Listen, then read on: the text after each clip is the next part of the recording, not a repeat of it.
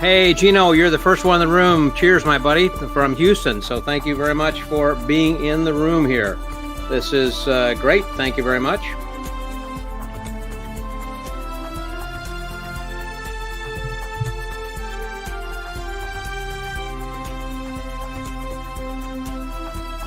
And there's John Custer. Hey, John, you almost got to be the first person in. Gino beat you out just by a few seconds, but always good to have you in here, my friend. And, of course, Harriet. Right, but hey, you're in Chicago, so you made it safe all the way drive from Michigan. Welcome, my love. I'm glad that you are here with us this evening. So we got Harriet Jacobson in the room with us, too.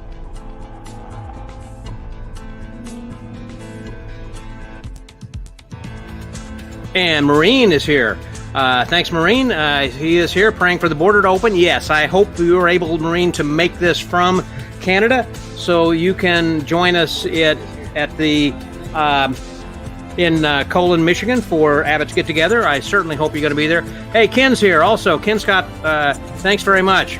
Fred is my hero. That's kind of what Bobbie said. Well, actually, she doesn't say that on a regular, but we'll get to that later. But hey, Ken, hopefully we can get together and work on your lecture tour later this fall. Let's keep in touch on that, by the way. Ted Danger is here from Panama City. What a guy. Thanks a lot. Thanks for being here then, too. Let me suggest all of you guys and gals, if you would please make sure that you will please share this on your social media.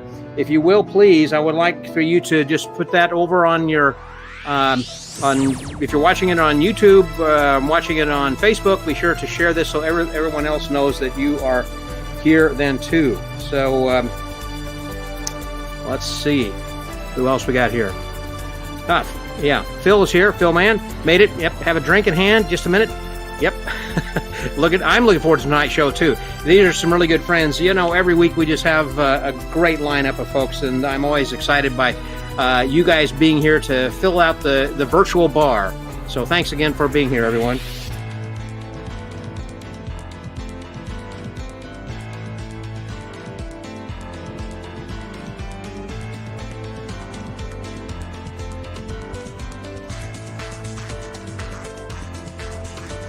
And Clark's here, and Clark Aldridge. Hey, Clark, glad to have you. Your name badge is in the mail. You should be here any minute. We're about to start right now. Here we go.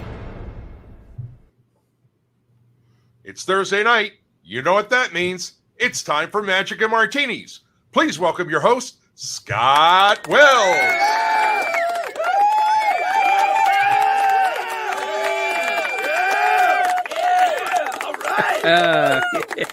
Yowza. Hello, everyone, and welcome. Thanks a lot for joining us again for the 53rd week of this virtual happy hour. Hello, Jim Cox, and my martini drinking buddy. Always, when we get together at a convention, you're always there with me. Cheers, my friend. And from Tampa Bay, John Keever, thank you very much for joining us over there. You said you're not performing on a cruise ship. We're going to talk about that. You might enjoy with the conversation we're having now. And hello to you also, Matt. Glad you were here then too. And let's see. Thank you very much, by the way, John. I appreciate you saying that. John is talking about last week whenever I was actually doing a lecture for the New Magic Academy. We had about 75 people online lecture, and all went well. It was a lot of fun. And let's see, where is John? I think it seems like I've got a couple of pictures over here. Let's see. Do I have John? I think I do. Right there would be John Keever, I believe, along with David Harbour. And those are people who you see who have downloaded their badges. And if you need to download yours, that's the place right over there. Or right here, I guess, where you would go, and you can download your own badge. Or if you contact me, you can actually, I'll send one to you. I've got one in the mail right now to Clark Aldridge. So this way you can carry your badge. I mean, that way you kind of feel like you're part of this same convention that we're here tonight. So this is great.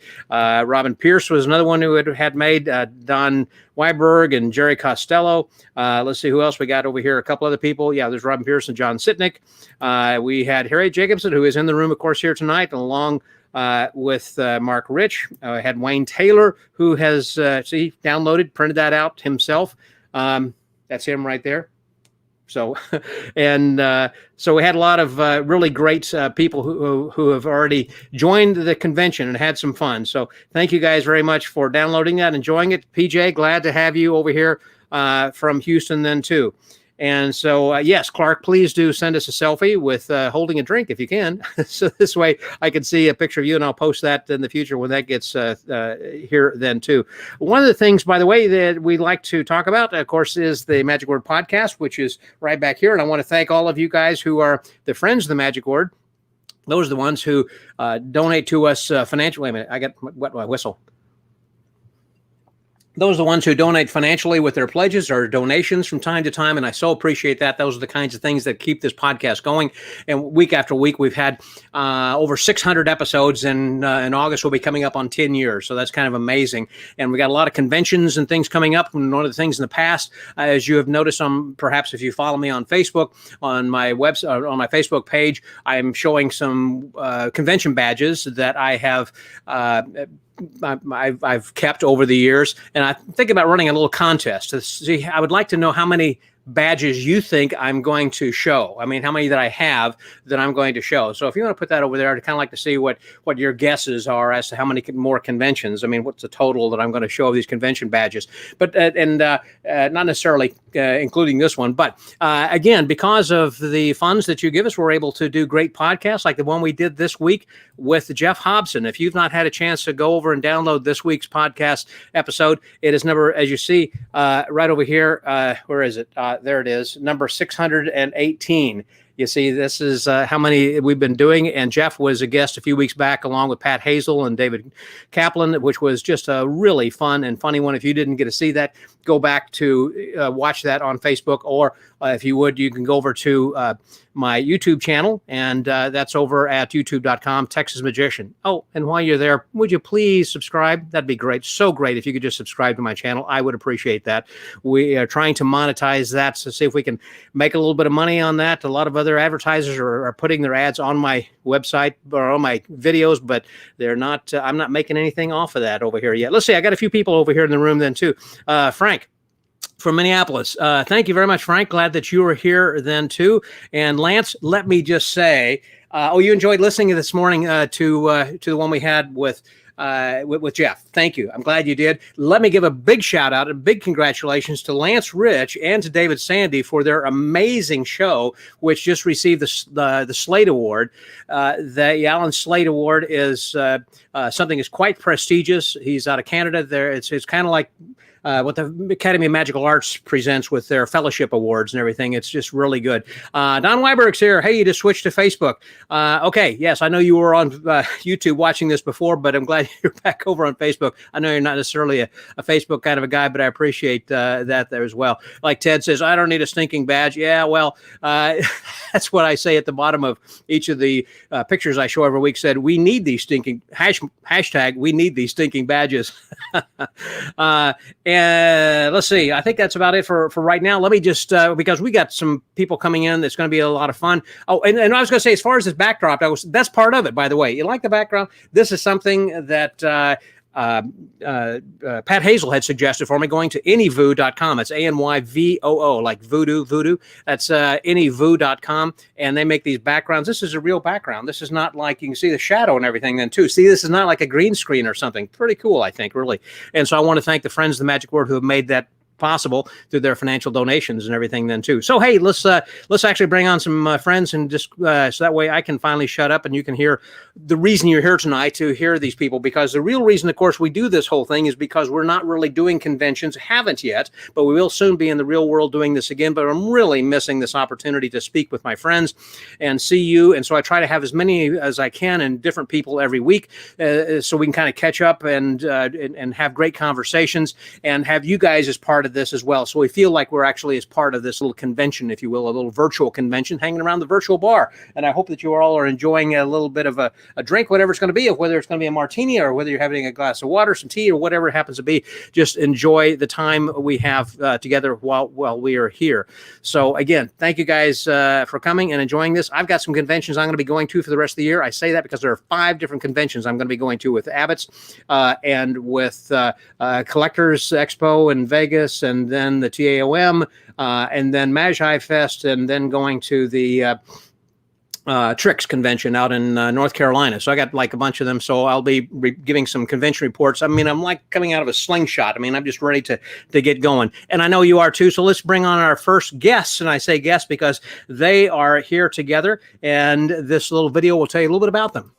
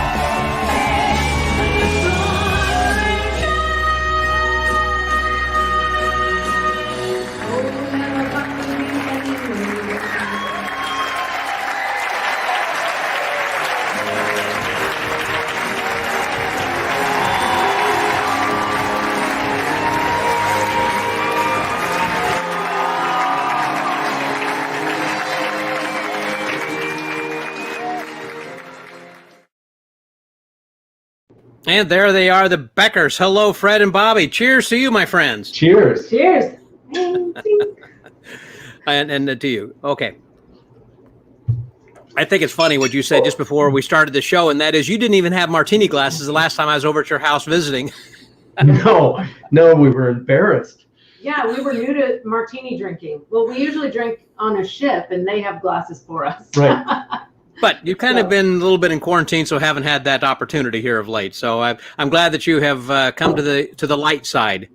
Well, it was funny here in Texas when everything locked down. The only thing that was open were the liquor stores. Yes. So we took advantage of that. Pardon me, while I wipe up my martini, I just threw on the floor. Oh, well, last week was actually a memorable event in which I actually spilled my martini in my keyboard. For those who watched that and remember that, it was trash completely. Yep. For those who are interested. So I had a spare keyboard, which was a new one. Long story. Anyhow, replaced it, but that one was sticky and everything, and it would not work. And so you have to be careful with these things. So yeah, Clark says he remembers that. That was not a good thing. So okay, let's get ready and bring on our next guest over here, who in this little video, it's a quick sizzle reel that will tell you about this guy.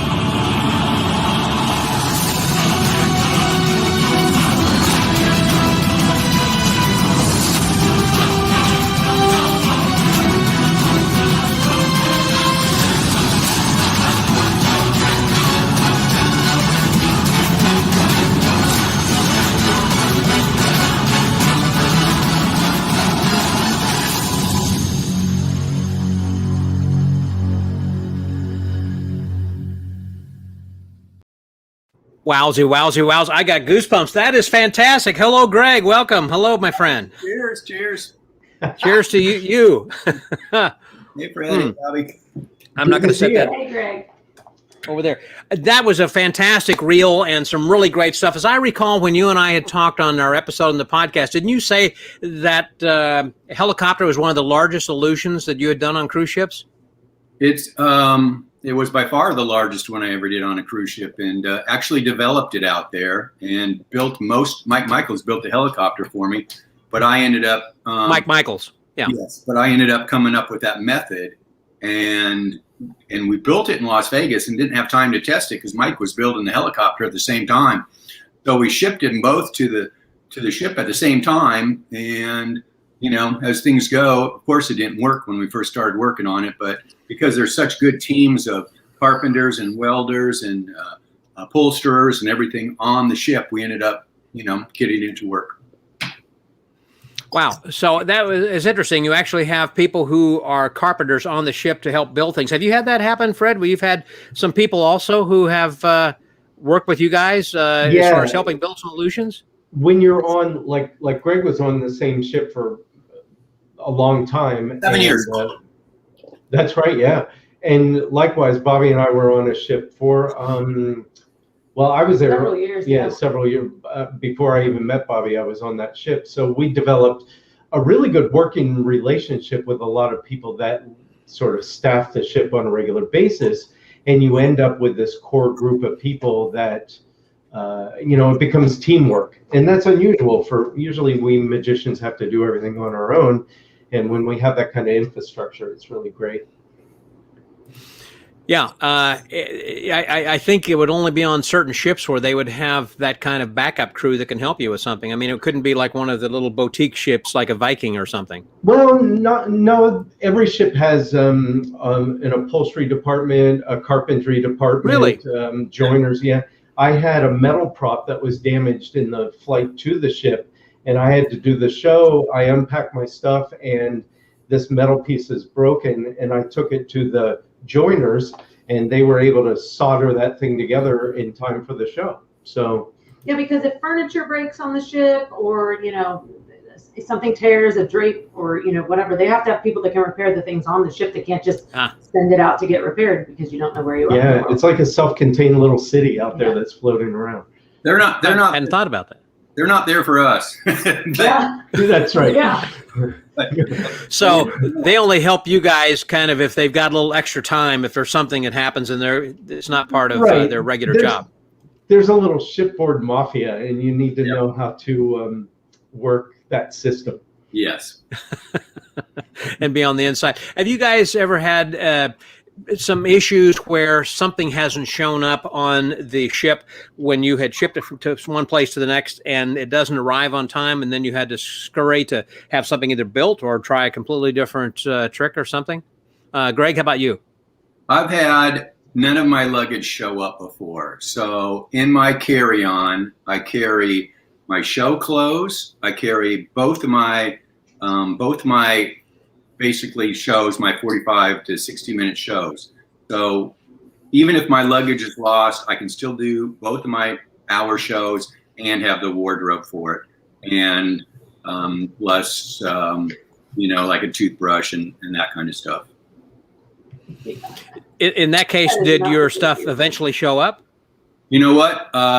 Eventually, but one time it happened, I flew into Vancouver, and we're leaving from Vancouver to Hawaii. So you're not going to get it for 7 days. And then we got to Hawaii and it didn't show up. And they ended up just sending it back to my house. So I was gone 3 weeks and just ended up buying some clothes in port. And but luckily I had both my shows. So, the cruise director was all worried because I said, hey, none of my luggage is here. He said, what are you going to do? I said, well, I'll do both shows. And but because the illusions were there, it's just you didn't have the rest of your luggage.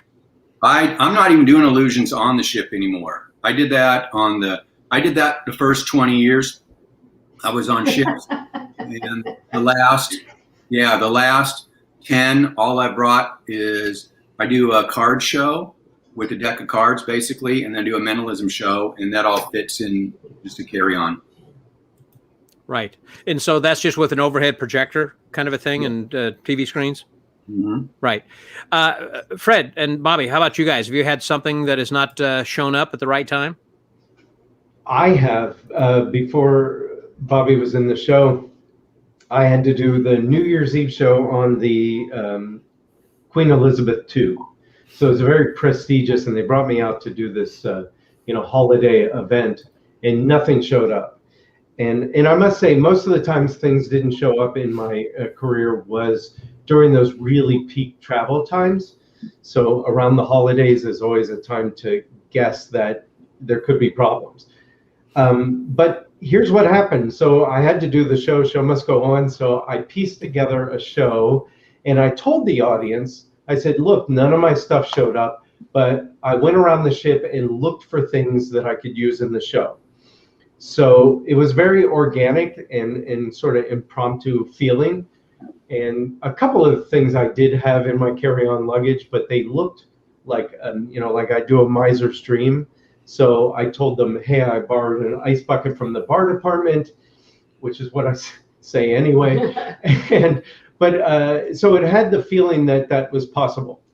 And I did the whole show, and I told the audience, and it went down really well. And my best friend at the time was the orchestra leader. So he was sitting behind me the whole show, and he busted a gut laughing. He goes, you have all those expensive props, and here I think your show's better when you just pull things out of your butt.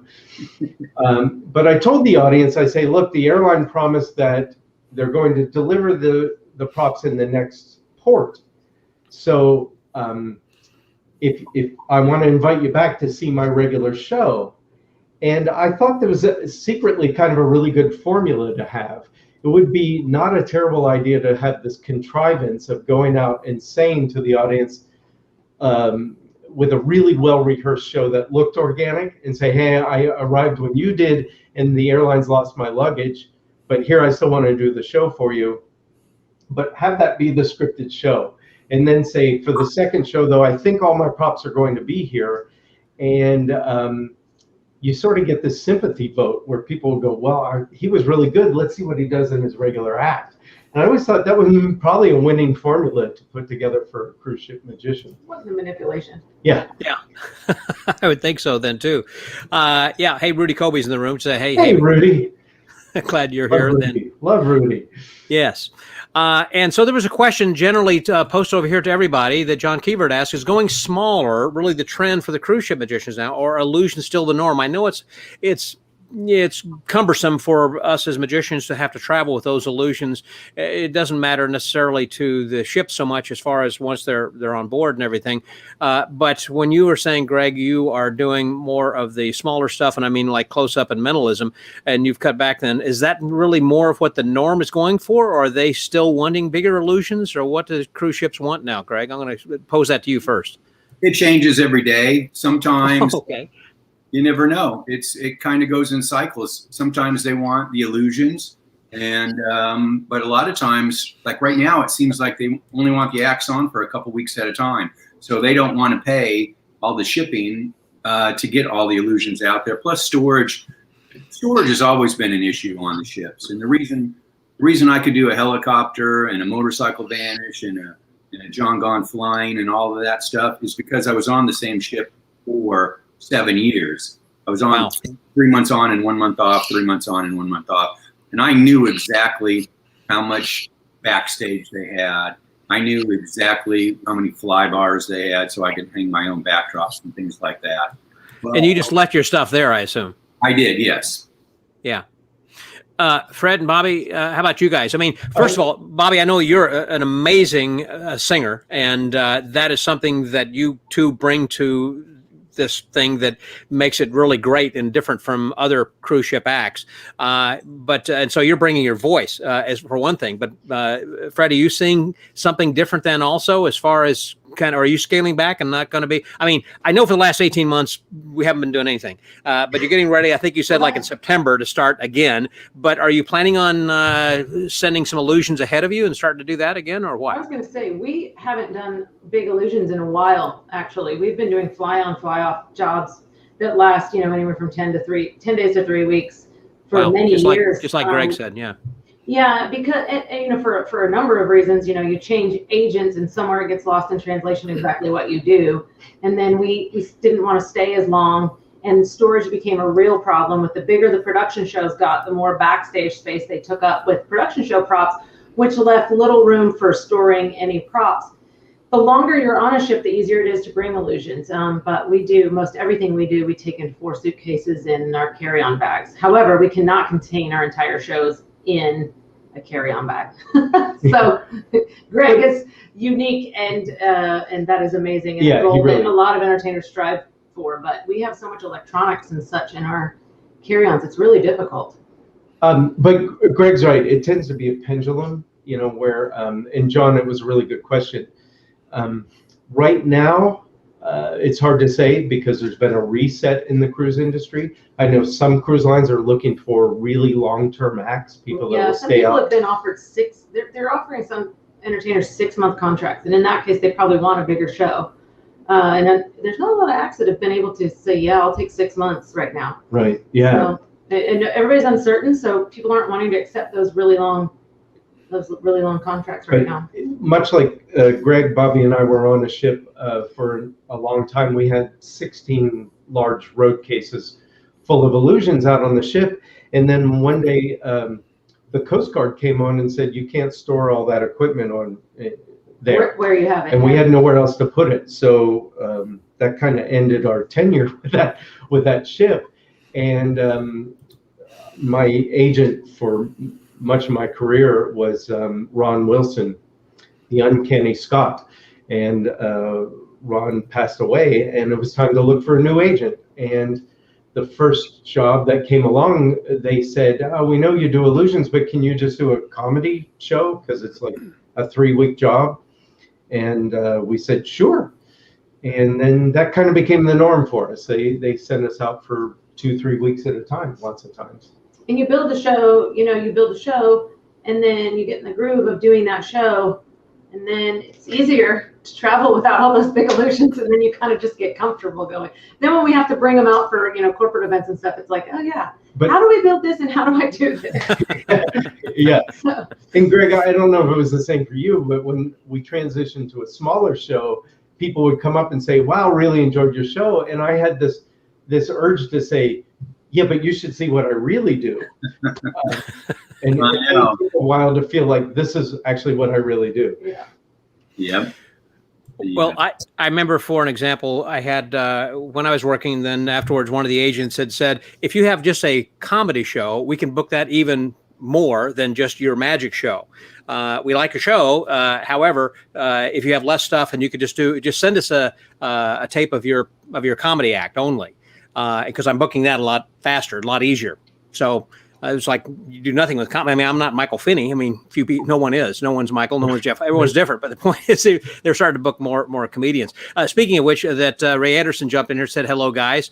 And Hey, he's now right there is my favorite magician in the world. And oh my gosh. Yours too. I know. The guy is the best. Not only that, but just such a super person.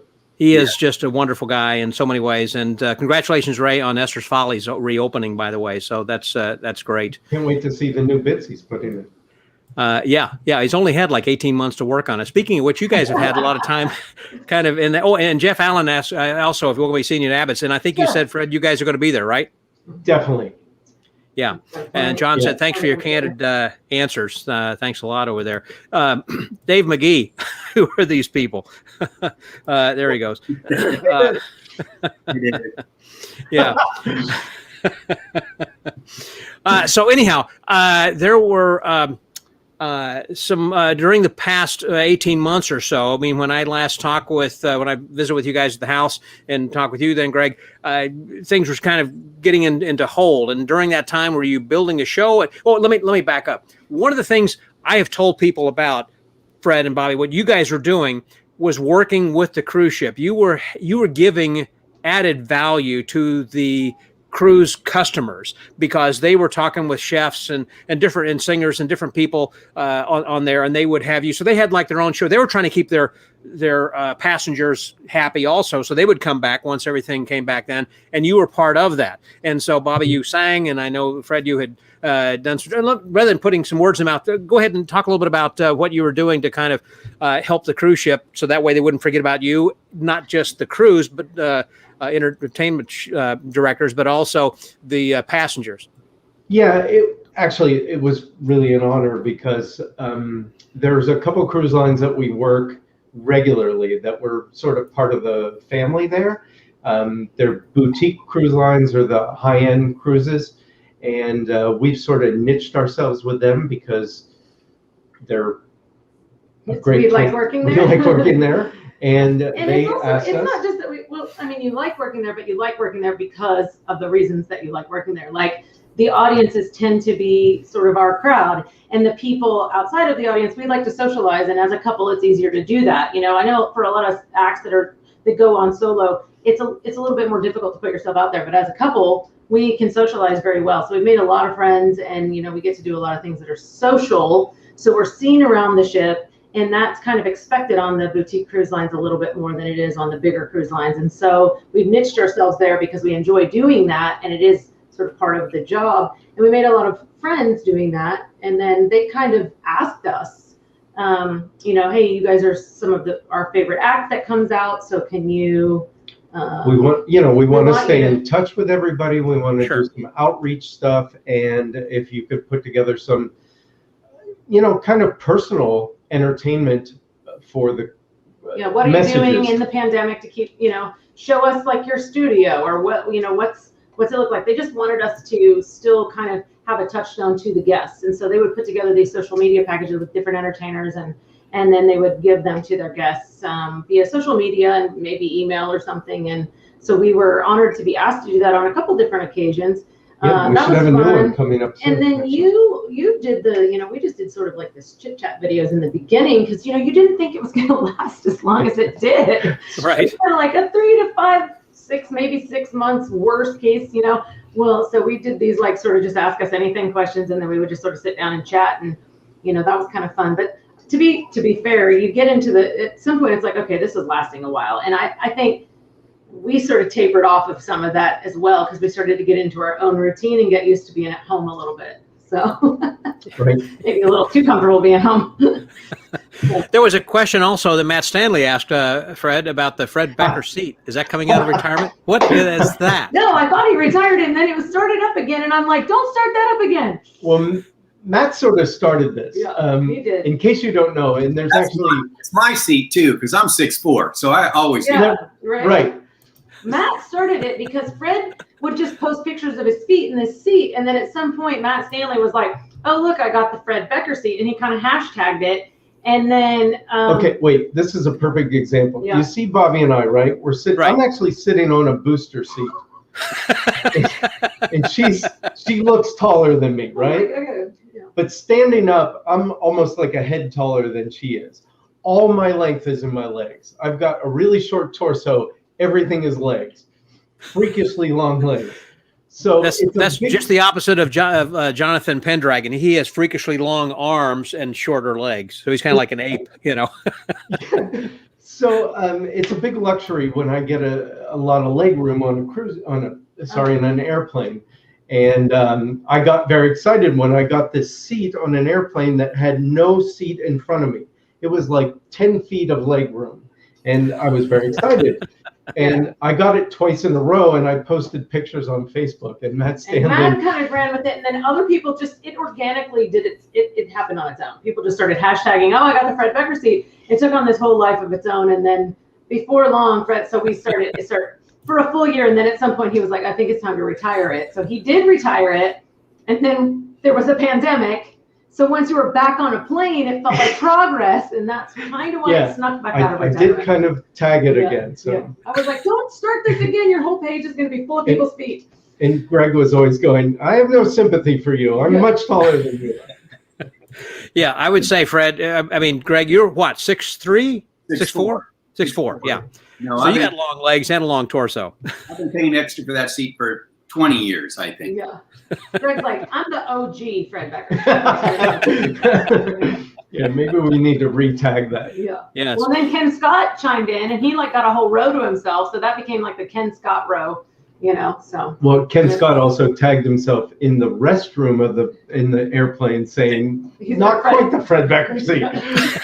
Oh, it took on so much funny stuff because Jeff Lanes put like our logo on a window and was like, the reserved Fred Becker for. seat. Like it was really fun. Yeah, That's funny. Crazy. I guess next time I have a private jet, I'm going to have to say this is the Scott Wells jet. So Yeah. it's been a while since I've had that. So tell me, Greg, about what you've been doing over the last 18 months. Well, I was on a cruise on March 15th when they decided, okay, cruises are over. We just embarked all the passengers.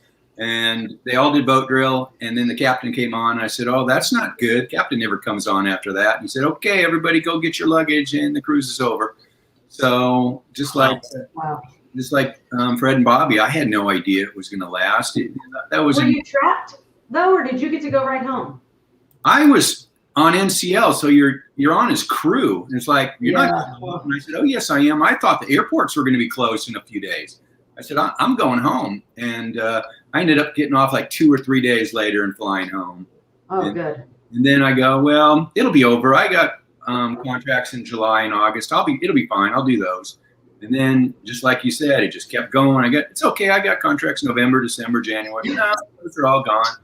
And I said, I better do something else. So one funny story was I was over at Perry Maynard's house, and Perry and Rocco, they just put out a trick called Symphony Cards or Symphony Coins. And I'd been playing with all these matrix routines. I had posted several of them on Facebook. I did this matrix routine that incorporated my routine I came up with and Dean Dill's routine. And I changed that black art, the rose routine, into a different matrix routine. And so I was just playing with matrices a lot, and they showed me those cards and coins, and I said, well, this is what I would do with it. And they said, we should market that. I go, okay. So I ended up putting that together, Quantum Coins, and that was the #1 selling trick. In last September and October, we sold 1,000 of those. I remember that when that came out. Yes. Yeah, that was a very cool trick. Yeah, and it's just kind of strange. It's a great trick, but in the magic world, everything has a really short shelf life. Yeah. And it was like, once the conventions start, I'll demo it and I'll sell a ton of those things because, a lot of people go, well, that's great for a video, but it's not. It's great for, it's great for live shows. Yeah. Live shows or people are walk around or anything. It's amazing. And but that's one thing. I created a lot more close-up material, and right before the pandemic started, I was working on a project in Kansas City, and it was going to be my own sleight of hand theater because I've been doing this show on the ships, which I mentioned earlier. It's I'm just doing a card show on the cruise ships for 1,000 people. So I said I want to build a little theater, 100-seat theater. It turned out to be 88 seats, but I wanted to do my close-up show and mentalism show in a small theater. And I knew the Kansas City market, and it's wide open. There's nothing going on in Kansas City show-wise. So I said, there's 3 million people. I'm going there. And I was supposed to, open last year, but because of the pandemic, everything was shut down. And I ended up opening it June 4th. Just open on Friday and Saturday nights, and then a matinee on Sunday. It's there's a picture of it. It's just, that's during construction. That's why those cords are there and that extra TV monitor's there and stuff like that. But there's a camera in the ceiling. There's all the. I actually brought all those chairs from Las Vegas. All those red chairs, they were from the Venetian, and there's stools in the back, and they are all from the Hilton. So not only do they get a show, there's an audience. That was last Saturday, and Friday and Saturday nights are really good. There's someone sitting there, my tribute to Del Rey right there, and coin ladder. Yeah. No, that's the dice ladder. It's dice. Yeah. Oh, that's right. He had, I'm just waiting on you, Willie. No, but so finally, I just started working on it again, and talking to the entertainment complex, saying, "Hey, it looks like this pandemic's going to wind down. Let's just go for June 4th. Let's just go for the first weekend in June, and see. Let's just gamble and say the pandemic's going to be over, social distancing will be over, and the mask mandate will be over." And sure enough, they lifted. We started building it towards the end of April, and we didn't know what was going to happen for sure, but on June 1st, they said, okay, just like in Vegas, they said mask mandate's over, social distancing's over. So we had been building it and marketing it like it was going to be, and it's been doing really well. Just open on Friday and Saturday night and Sunday matinees. And what's the name of the theater again? It's called the Gleason Magic Experience. Gleason Magic Experience. And is it actually in a hotel like the Hyatt or something, or is it a strip mall? It's in it's not a strip mall. It's kind of an entertainment complex. It's mostly restaurants all around it. Mm-hmm. There's a real high-end bowling alley, which sounds kind of funny, but it's like a Top Golf, but it's a bowling version of it. Gotcha. And it's right next door, and nice restaurants, and it's in Overland Park, which is probably the most affluent city between both coasts. It's a lot of money there, and it's just in the nicest, most affluent part of Kansas City, and it's the perfect location, and I'm really happy it's doing so well right out of the gate. When we were at the Pebble Palooza, now a couple of years ago, boy, time flies, and we sat down and did an episode. At the time, you were working on a secret project, which I thought was going to be a theater in or around the Dallas area. I guess that didn't come to pass, and you ended up in Kansas City. Is that correct? I was working on one in Dallas for a while, but the deal wasn't right. It was a good location. Yeah. I came and remember Fred you Bobbie toured me around, but the expenses were just way out of line. And, the Magic Castle didn't start making $500,000 a week. They started making nothing a week until they said, hey, let's put a bar in here and sell some drinks. And then, okay, right. we should sell some food. And, it took years for that to, do anything. But when you open something up and it's, your break even's $50,000 a week, you have to be going strong from the first minute you open. And a Dallas project, it just wasn't, it was a great location and a great building, but I just wasn't comfortable with what it was going to cost every week to do that. So when people are going to be looking to make reservations or to come and show up, is there a website where they can go to make that reservation, or what? GleasonEXP.com. GleasonEXP.com. There you go. So go check that out and make reservations. And since it's limited seat, and I guess how many shows a week? Just Thursday, Friday, Saturday, or all week long? Or? Friday, Saturday, and matinee and Sunday. So okay. One at 7 o'clock show Friday, 7 o'clock show Saturday. And if it sells out, then we open up a 9 o'clock show, which we've done several times. So is the matinee kind of a family friendly? Well, they're all family friendly, but I mean, do you encourage children or something to come on matinees? More on Sunday. There's plus it's a huge brunch area. There's a church, one of the mega churches, 25,000 people. That is a block away. So they just pour into this area for brunches every Sunday. And I said, well, it's the perfect place for a matinee. Mm-hmm. And you know what? Sundays are just as busy as Friday and Saturday. Sundays are going great. Sundays we're doing a 1 o'clock and a 3 o'clock every Sunday so far. So it sounds like you probably don't have really any plan at this time to go back and do any more cruises. I mean, you kind of got the theater that's going to be your focus for a while. Exactly. Well, I'm talking to the cruise lines too, because I can bring my friends up. I can bring Fred and Bobbie up, and they can work a couple weeks for me. Or John Chirac, or John, yeah. A couple other guys. Yeah, John's going to be our guest next week. I just kind of give you a little preview. Next week is going to be John Chirac, our buddies, and Eric Buss, and Charles Bach. So they're going to be on next week. So that's going to be just a great show then too. Yeah. Great guys. So you know what, Scott, let me interrupt just for a moment, because there's this sort of circle of people, and like Greg and I worked the same cruise lines together. but never together.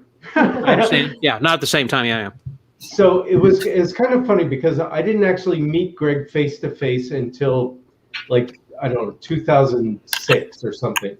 But it was like a reunion of friends that had never met in person, because we knew we had all the same friends, we worked all the same places, we knew about each other really, really intimately, and yet had never met face to face, which is sort of the nature Before Facebook. Before Facebook, yeah, before social media. Yeah.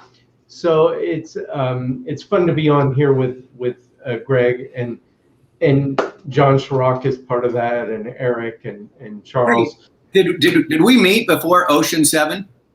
No. I think that was the first time we met face to face, which is ridiculous. And that was 2006 or 7. Right. Yeah.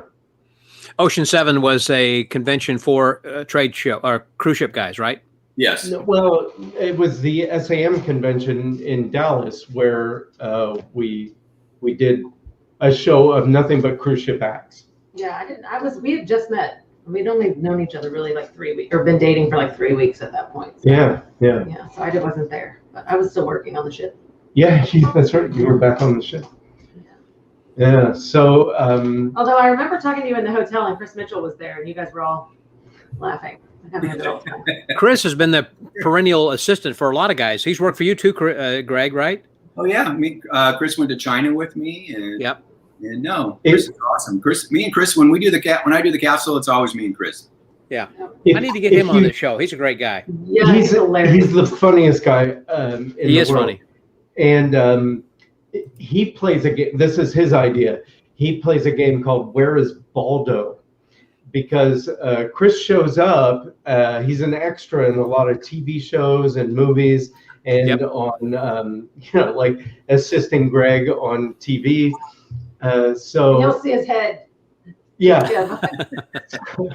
So it's really fun. We'll be watching some show on Netflix or something. Well, he's on Masters of Illusion. A lot of times he's an assistant as well on a lot of people. Yep. And I'm the biggest Chris Mitchell fan in the world. I think the world of Chris. Doesn't he do like a lounge lizard act or something too? Yeah. So we should, just very shortly, we should talk about that. Like, your stories take too long. Yeah. It's just should we let Bobbie say this? Well, I don't know, Scott, if you ever saw it at Magic Island, but I had the world's largest snake and basket trick ever created. So one of my best friends in the world is Ron Lucas, who's the ventriloquist. Ventriloquist, right. And he introduced me to the guy who makes his puppets. And I had an animatronic snake made that when it like had eyes that blinked and mouth that opened and reacted. And I spent gobs of money creating this snake and basket. And it was huge. You could fit a family of 4 inside this basket. And it was ridiculous. In fact, I hired Don Wayne as a consultant for my act. And he goes, wow, is there somebody inside there puppeting this thing? And I said, no. And he goes, well, there should be. It sounds like a lot of the mystery away. Yeah, it sounds like a sword basket, a Hindu sword basket almost. It was, yeah, it was bigger than that. I mean, there wouldn't have been a surprise that the girl was missing the swords. And anyway, so then I happened to say, Ron Lucas and I were doing a week at the Magic Castle together, and we went out to Wizards, which was in Universal City at the time. And Chris Mitchell was doing his show, and he did his snake act.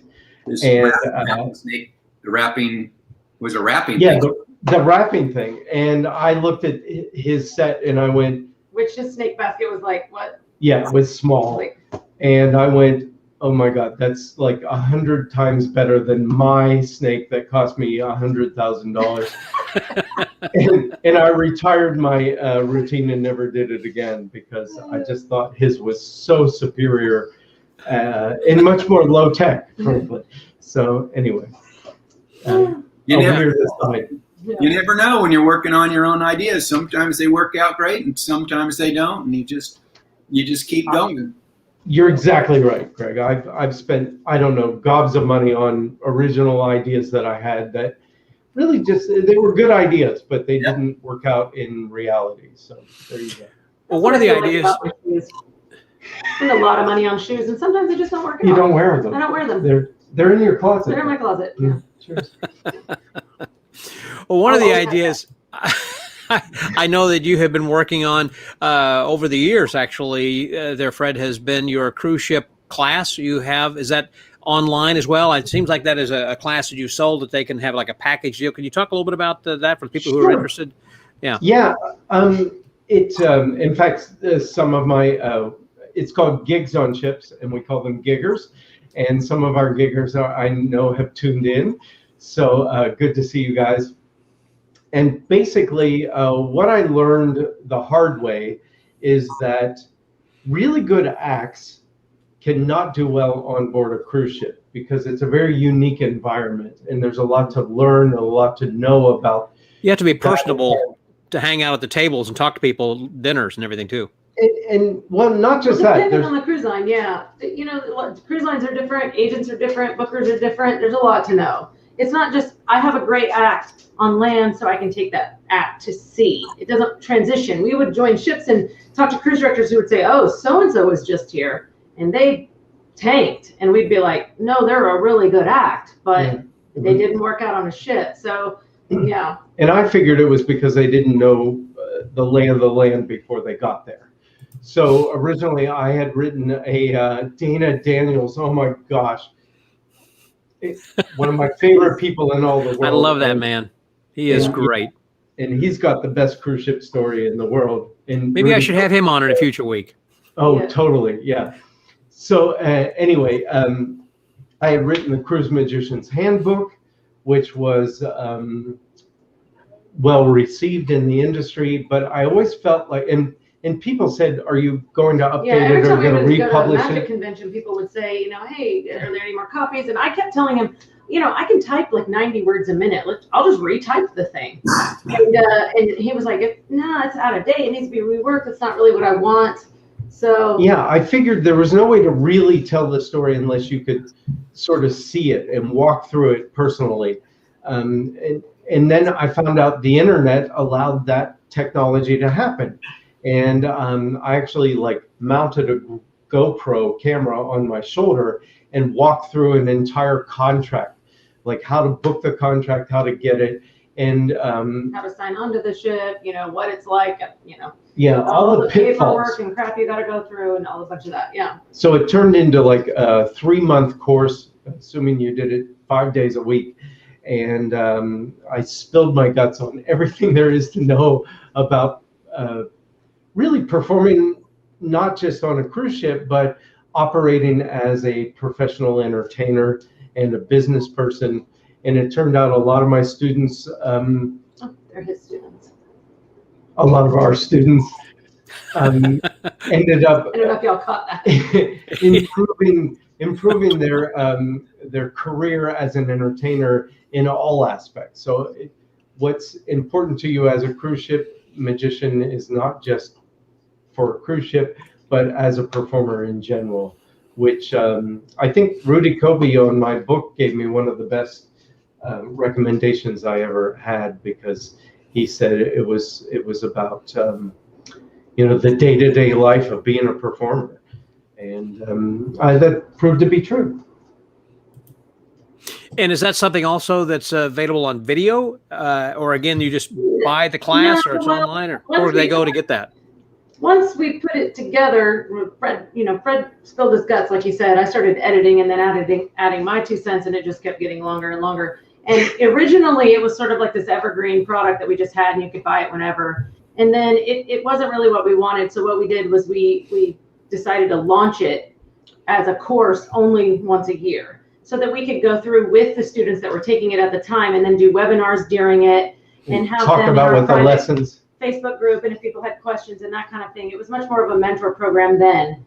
So instead of having it just be the kind of thing you could buy at any time, we did a launch. Of course, once the pandemic happened, we felt that our knowledge base was going to suffer a little bit. And until we get back out there and can tell, you know, our students the update of what life is like now, we probably won't launch again until after. I think now's the time. I think now's the time, because if you have a 3-month lead up. Yeah, so the cruise we have lines a have difference reset. of opinion on this, apparently.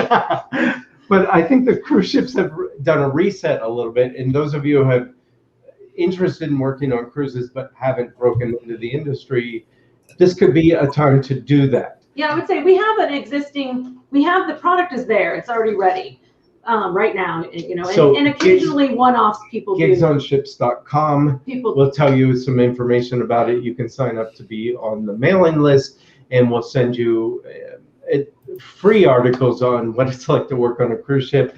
And if you want to follow it further, I'm never gonna talk get to my words Bobbie, in. because apparently. Yeah. No, I'm saying if you want to send Fred a message, you can. But our official launch, we will probably do at a later date with the webinars and all of that kind of stuff, just so we can get back out there and see what life is like now, so that we can have updated information. But the good thing about Gigs on Ships is once you're one of our students, you can retake the course as many times as you want. You can go back through the course with the new class that comes in, and we want that. You know, we want our students to participate and then help future students and that kind of a thing. So if you come in and you're a one-off right now, and Fred, you know, lets you into the course, which we're doing right now, then you could still take the course. You just wouldn't be in the normal. Drop me an launch email period. if you're like highly motivated. Yeah. We'll figure it out. And that email is what? Fred@fredbecker.com. Yeah. I am a gigsonships.com. website, fredbecker.com. You know what's interesting is it might be swinging back to illusions right now, because I don't know what the cruises are doing with the production cast, because Good point. all those They've got production casts going out. I've got several friends out right now. They quarantined them. The ones that are out right now, this is the strange part. They were sworn to secrecy. They were not allowed to tell anybody that they were going. And I'm like, this is so strange, but I guess it has to do with like who's booked on a cruise and that kind of thing. But I do have friends that are production singers that are out on ships. They had to quarantine for 2 weeks despite being vaccinated and having COVID tests before they left. They had to do quarantine for 2 weeks, and they're in rehearsals on the ships right now. So full production shows. Okay, I didn't even know that. Are they physically on the ships practicing? Yep. Yep. Yeah, and they all get passenger cabins until the passengers come on. So it's a good time. Not only that, but several entertainers that we know have already gone out on the initial cruises. Some of the cruises have launched, and I'm sure you've seen the news, you know, people on the cruise got COVID even though they were vaccinated, and we don't know if the tests were false or whatever, but that causes a bunch of hubbub, and then they have to quarantine those people and get them off, and those people have to pay for There is a big difference. hotels. So it's a lot of extra stress for the cruise lines to operate, and we don't know what it's going to be like, you know. There is a big difference when you talk about passenger status. I remember working the Magic Island many years ago when Ricky Dunn had said, you want to get passenger status. You don't want to be with the ship's crew. They don't even drink the same coffee as the passengers. It's amazing. Yeah. And literally that's cleared up a lot from the days when Ricky Dunn was there. Because like Greg and I have been through this for years. For the most part, entertainers are treated as guests, as passengers on board the ship, no matter which cruise line you're on. Depending on the cruise line. Some more than others. Yeah. And that's why I think Greg and Bobbie and myself niche ourselves into the luxury market, because you are treated extremely nicely on those ships. I was on Silver Seas and they treated me nice, but the people who were actually the singers and dancers slept in bunk beds and had a little coffee warmer. It was not the same for them, but they treated me nice. Exactly right. And those ships are small, so they don't have as much cabin space too. So that's true. You know, the singers and dancers on those ships are also their crew staff. Okay. So it's a small world. He's getting excited. Scott, Greg, Scott, I watched your you do a podcast about movies. Correct. On Wednesday nights, I do Mincing Movie Magic, right? Yeah. So, and recently you interviewed Walter Painter. Correct. And who was a choreographer. Greg and I both know Walter Painter because he produced shows on board cruise ships, which was Silver Seas, which Greg and I worked, not together, but at the sort of, we tag teamed it back when I did the inaugural run. Wow. And I even named one of the ships. Did you What? really? What? Which one? The Silver Whisper. No kidding. Oh my gosh, that is so cool. That's awesome. So yeah, I feel like I have some. How does that even happen? I need to hear that. Yeah. How did that even happen? I feel like I have some parental ability with that cruise line. I feel somewhat responsible for them because I was there. I did the first show ever performed on Silver Seas. On the Wind or the Cloud? Cloud was the first one. In fact, I was there in the dockyard while they were still like painting the fresco in the theater. Yes. They were still putting that on there when I came on board. And Have another drink, Fred. The Wind was right next door. Right. And it looked like a ferry boat. You could see all the decks, but there was no walls to it. Anyway, Walter eventually produced some of the shows for the ship and some great casts. But I got to know him, and Scott, he also choreographed a number of Doug Henning's TV specials. And He I was didn't say hoping that on the show. Interesting. No, I know, and I was hoping you were going to bring it up. So I did not know that. Among all his credits, he didn't. It was kind of funny on Instagram. I had a note from Gay Blackstone saying, "Hey, say hello to Walter and Charlene, his wife." So she knew them quite well. So I had her on the next week. Actually, we talked a little bit about that, but she didn't mention that either. That he had choreographed Doug's show. Wow. I think So it it's was funny though the circle we've just made. Yeah, I think it was the second one he did, second, third, and fourth maybe. Anita Mann did the first one, and I met her on Silver Seas too, and had dinner with her.